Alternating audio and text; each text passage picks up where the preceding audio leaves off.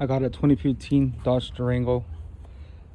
Front end was replaced to a 23 SRT. So this is a 3.6 V6 Pinstar engine.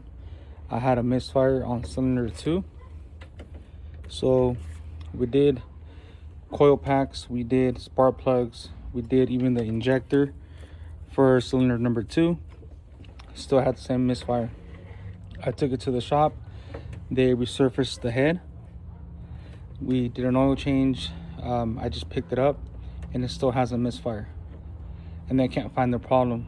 So this video is just for references of anybody that is having the same issue. So now I have ordered the computer. I should be getting it. I believe that there's no signal going to cylinder number 2. I found a company that refurbished them with the VIN number. It's a plug and play. So stay tuned for part 2.